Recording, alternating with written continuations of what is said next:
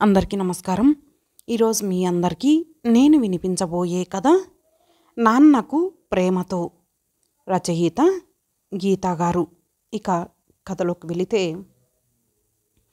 వీధిలో మా తొట్టి గ్యాంగుతో దొంగ పోలీస్ ఆట ఆడుకుంటున్న నా చూపులన్నీ వీధిలోకి వస్తున్న వాహనాల వైపే ఉన్నాయి. నా ఎదురు చూపులు ఫలించి వీధి మలుపు తిరిగి బజాజ్ స్కూటర్ మీద టీవీగా వస్తున్న మా నాన్న కనిపించారు.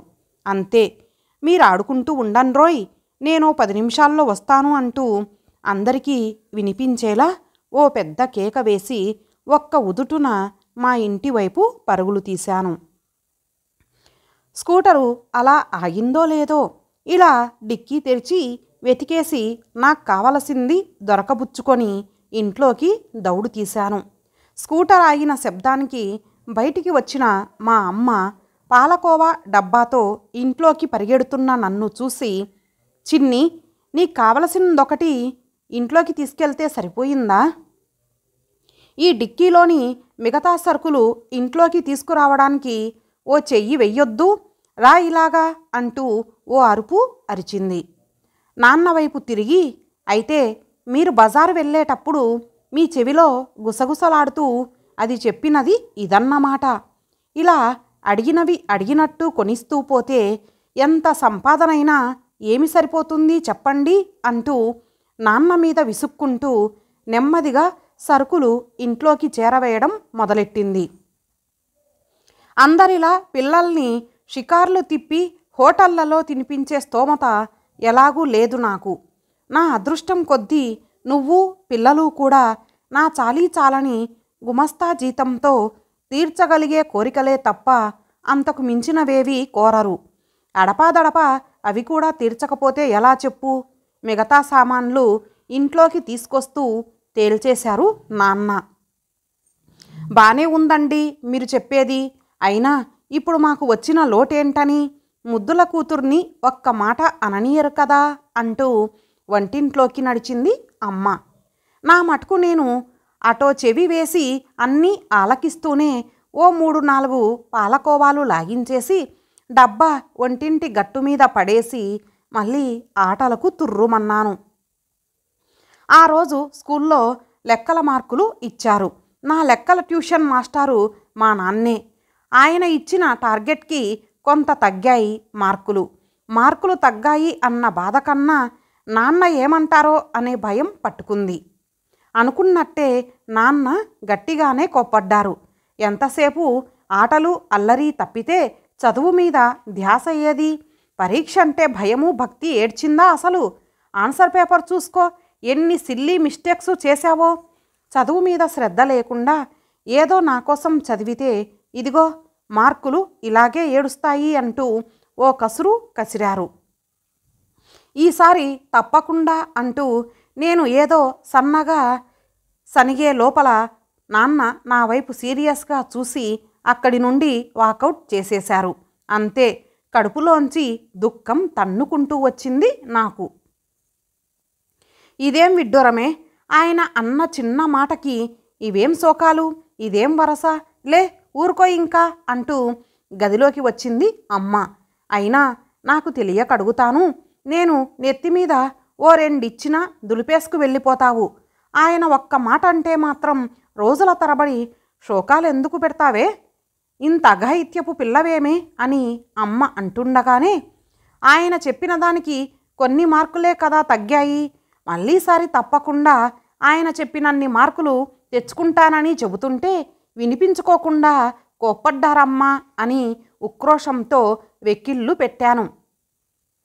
అలాగే తెచ్చుకుందువు గానీలే, నేను చెబుతాను ఆయనతో, ఇంక భోజనానికి నడు అంటూ బలవంతంగా అన్నానికి లాక్కెళ్ళింది అమ్మ. అది 1987 ఏప్రిల్ నెల. బడికి వేసవి సెలవులు ఇచ్చారు. బామ్మగారి ఊరు వచ్చాం. మమ్మల్ని ఊర్లో దింపి వెళ్ళటానికి నాన్న కూడా వచ్చారు మాతో. ఆఫీసులో ఓవర్ టైం అని ఏవో పార్ట్ టైం ఉద్యోగాలని ఎప్పుడో మేము నిద్రపోయే టైంకి కానీ ఇల్లు చేరని నాన్న మాకు దొరకడమే కష్టం. అటువంటిది మాతో పాటు సెలవులకి ఊరు వచ్చి మా అందరితో ఆయన అంత సమయం గడపడం మహదానందంగా ఉంది మాకు. పెందరాడే భోజనాలు ముగించుకొని అందరం ఆరు బయట పక్కలు వేసుకొని పడుకున్నాం.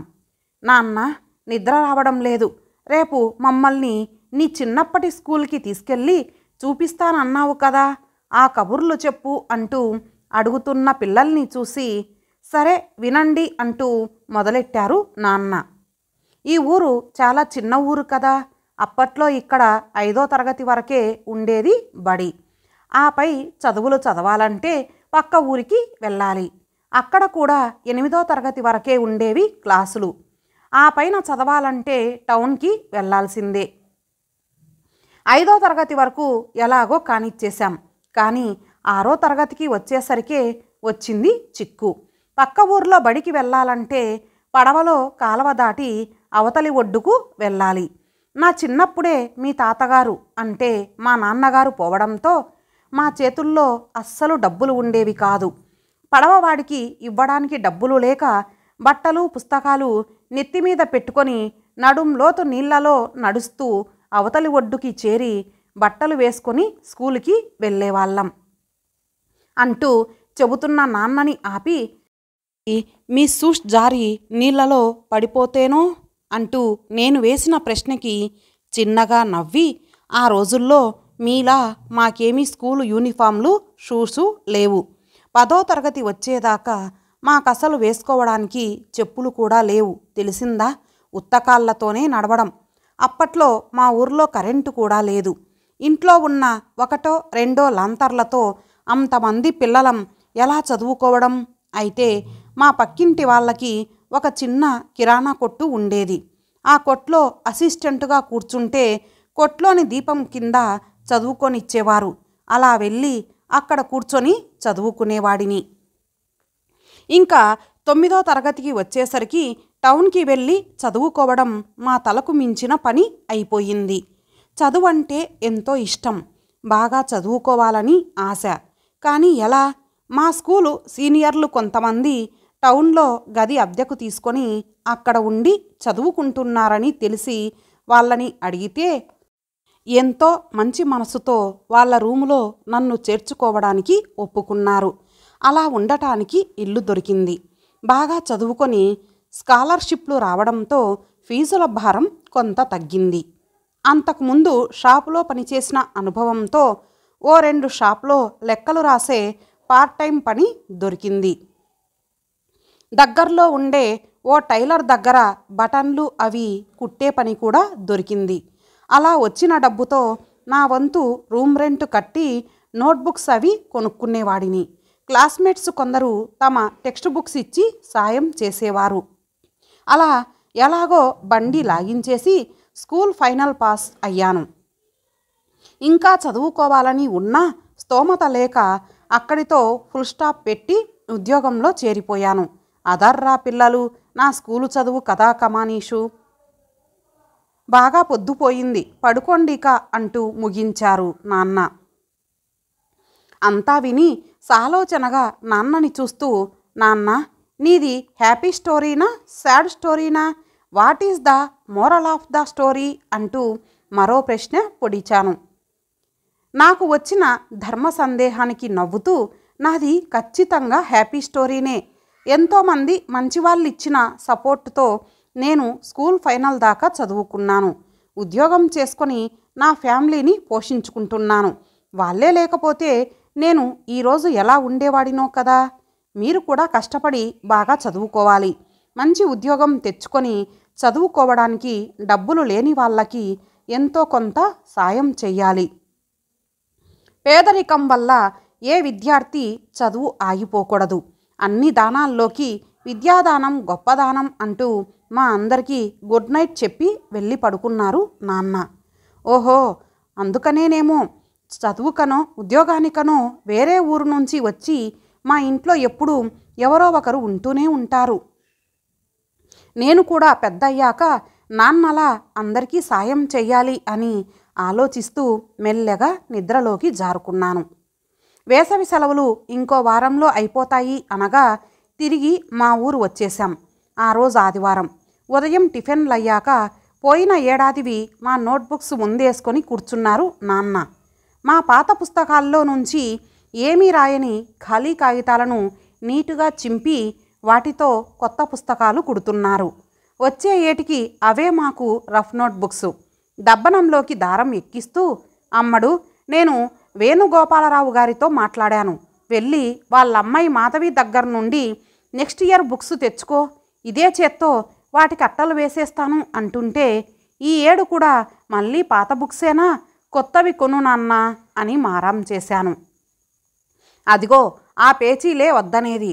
అన్నయ్య, చెల్లాయి పాత బుక్స్ వద్దని నీలాగే పేచీలు పెట్టారా అంటూ అమ్మ ఇంకా ఏదో అనేలోపే నాన్న కలగజేసుకొని కొత్త అట్టలు వేసి, ఎంచక్క నీకిష్టమైన లేబుల్స్ వేస్తాన్రా, అప్పుడు చూడు నీ బుక్సు కొత్త వాటికంటే బాగుంటాయి అంటూ ఇట్టే మురిపించి మరిపించడంతో సరేనని తలూపి నెక్స్ట్ ఇయర్ బుక్స్ తెచ్చుకోవడానికి మాధవి వాళ్ళింటికి తుర్రుమన్నాను. కోచింగ్ క్లాస్ నుంచి ఇంట్లోకి అడుగు పెడుతున్న నాకు నాన్న పెదనాన్నగార్ల సంభాషణ చెవిన పడింది. ఆడపిల్లకి అంత పెద్ద చదువులెందుకురా, వాళ్ళకన్నా ఎక్కువ చదివిన వాళ్ళని తీసుకురావడం కష్టమైపోతుంది. ఆ తర్వాత ఊర్లో ఉన్న కాలేజీలో డిగ్రీ చేయించి పెళ్లి చేసేస్తే నీ బాధ్యత తీరిపోతుంది కదా, నాన్నకు నచ్చజెబుతున్నారు పెదనాన్నగారు. ఆ రోజుల్లో మనం ఉన్న ఊర్లో బడులు లేక ఆ ఊరు ఈ ఊరు తిరిగి ఆ పంచనా ఈ పంచనా చేరి నానా కష్టాలు పడి చదువుకున్నాం. అంతో ఇంతో వృద్ధిలోకి వచ్చాం. కానీ ఈ తరం పిల్లలు పోటీని ఎదుర్కొని మంచి ఉద్యోగాలు తెచ్చుకోవాలంటే మంచి కాలేజీల్లో పెద్ద చదువులు తప్పనిసరి. మన వందన చాలా తెలివైంది. ఇంటర్మీడియట్లో మంచి మార్కులు, స్కాలర్షిప్లు తెచ్చుకుంది. దానికి ఇంజనీరింగ్లో సీటు ఎక్కడ వస్తే అక్కడికి పంపి చదివిస్తాను.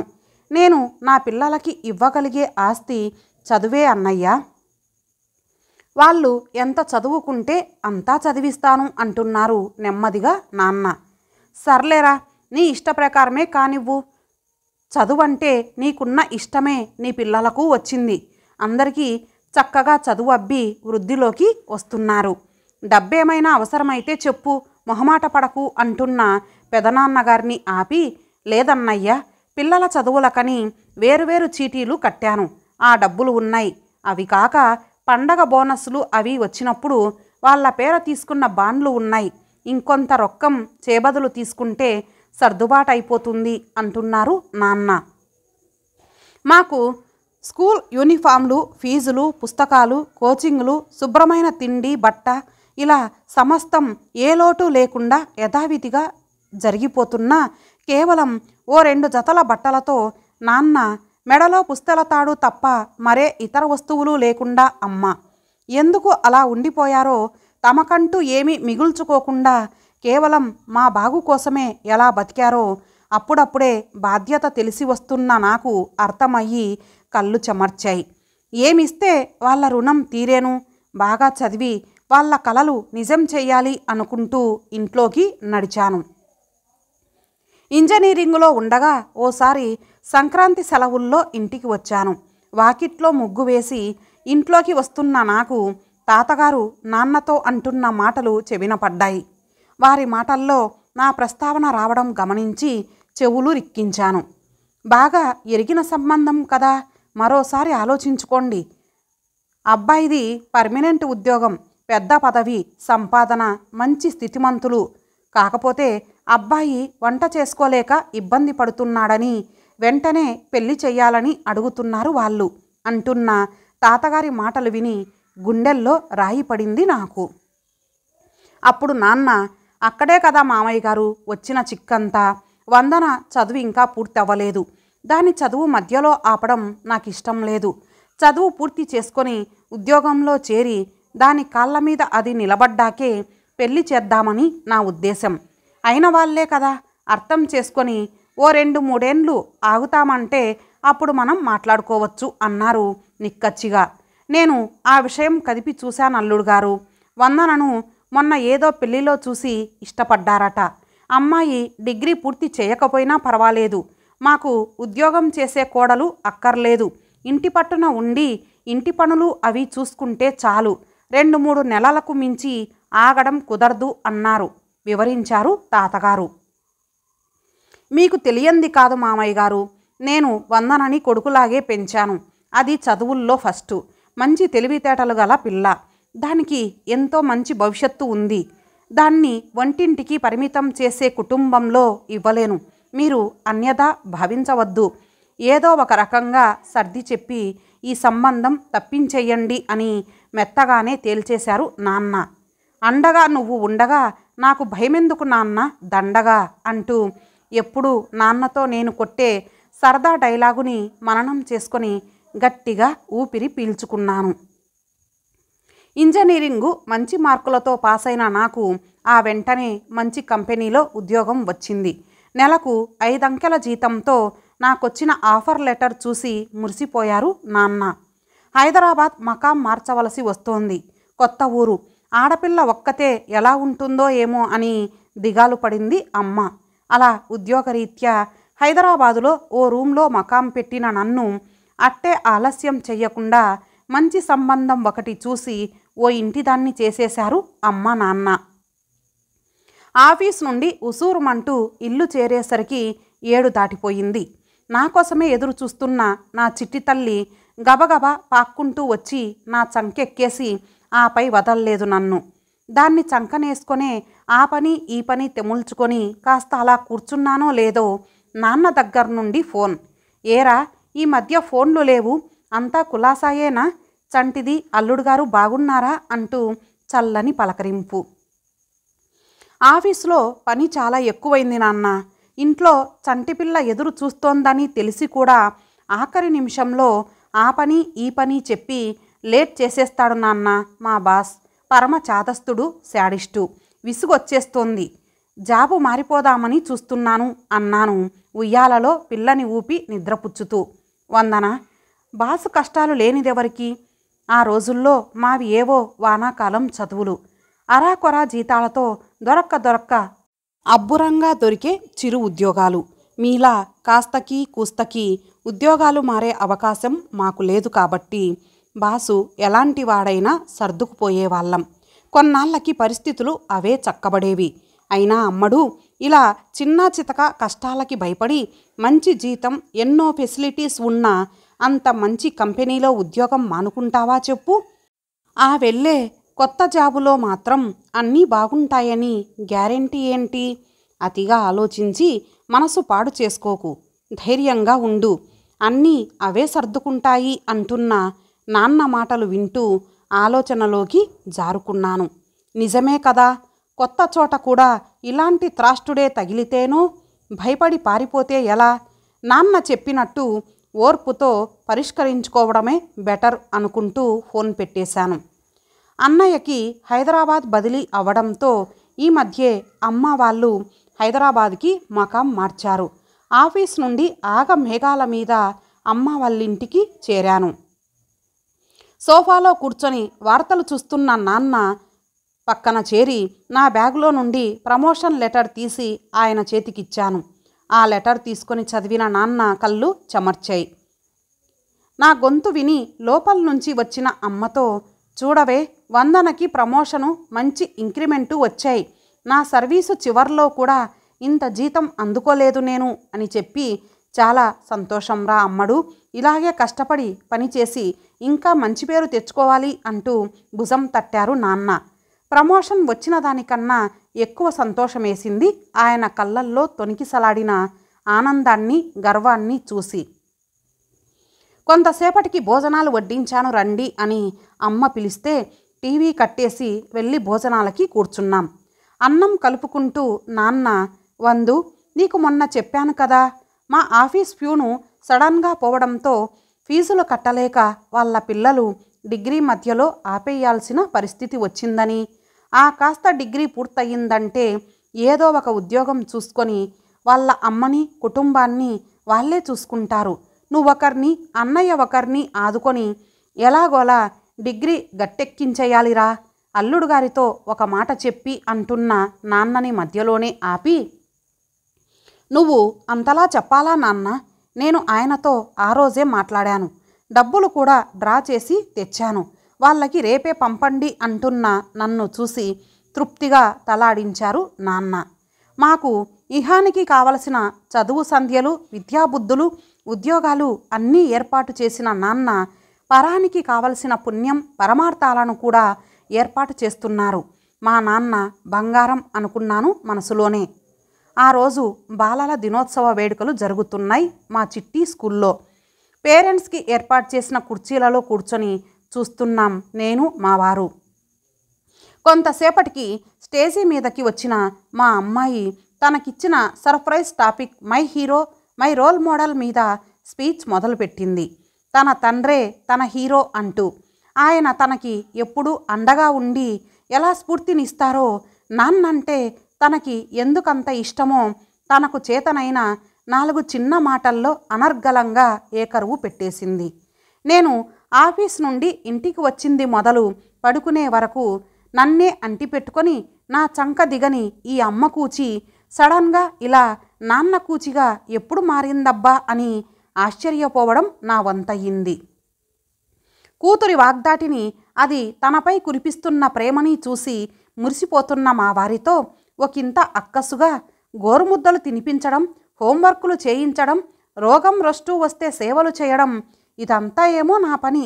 దాన్ని నెత్తికెక్కించుకొని గారాబం చేసి దాన్నుంచి మార్కులు కొట్టేయడం మీ పని అని నవ్వుతూ అంటున్న నాకు ఎందుకో అమ్మ మాటలు గుర్తుకు వచ్చాయి. నానా చాకిరీ చెయ్యడానికేమో అమ్మ కావాలి, మెచ్చి మేకతోలు కప్పి ప్రేమ వలకబోసేది మాత్రం నాన్న మీద. మీ ఆడపిల్లలంతా ఇంతేనే, రేపు నీకు కూడా పుడతారుగా పిల్లలు, నీ కూతురు కూడా నీలాగే నాన్న కూచి అవ్వకపోతుందా, నేను చూడకపోతానా అంటుండేది ఆవిడ. నిజమే కదా, అచ్చమైన నాన్న కూచిలా అయినదానికి కానిదానికి అడ్డంగా నాన్నని వెనకేసుకొచ్చి ఎన్నిసార్లు అమ్మని దబాయించాను. అది సరదాకైనా సరే, చేసిన పాపం ఊరికే పోతుందా అనుకుంటూ నవ్వుకుంటున్న నా దగ్గరికి ప్రోగ్రాం అవుతూనే పరిగెత్తుకు వచ్చిన మా అమ్మాయి, ఎలా ఉంది అమ్మ నా స్పీచ్ అని అడిగింది. దాని బుగ్గలు పిండుతూ, బాగుందే నాన్న కూచి అన్నాను. టక్కున వాళ్ళ నాన్న మెడ చుట్టూ చేతులు వేసి, నాన్న కూచినా, ఊహూ అదేమీ కాదు, అయినా మీ నాన్న నీకు హీరో అయితే మా నాన్న నాకు హీరో కదా అమ్మా అంటూ లాజిక్ మాట్లాడుతున్న చిట్టితో, పోవే, మీ నాన్న నీకు గొప్పేమో కానీ మా నాన్నే అందరికన్నా గ్రేట్ తెలుసా. మా నాన్న హీరోలకే hero, my dad is the best అన్నాను దాన్ని ఉడికిస్తూ. నన్ను మింగేసేలా ఓ చూపు చూసి, అమ్మ దోస్త్ కటిఫ్, పద నాన్న మనం ఐస్ క్రీమ్ తిందాం, అమ్మకేమీ కొనిపెట్టొద్దు అంటూ నాన్న చేయి పట్టుకొని ఐస్ క్రీమ్ షాప్కేసి లాక్కెళ్తున్న మా అమ్మాయిని, దాని ఉడుకుమోత్తన్నాన్ని చూస్తే నవ్వు ఆగలేదు నాకు. కూతుర్ని మురిపెంగా చూసుకుంటూ ఐస్ క్రీమ్ తింటూ అది చెబుతున్న కబుర్లన్నీ సంబరంగా వింటున్న మా వారి ఆనందాన్ని చూస్తుంటే ఏ కూతురికైనా తన తండ్రే కదా హీరో. నాన్నకు ప్రేమతో కూతురు ఇచ్చే ఈ మా నాన్న గ్రేట్ అనే అవార్డుని మించి ఏ తండ్రైనా కోరేదేమీ ఉండదేమో అనిపించింది. ఇంతటితో ఈ కథ సమాప్తం. మరలా ఒక మంచి కథతో కలుద్దాం. అంతవరకు సెలవు. నమస్తే.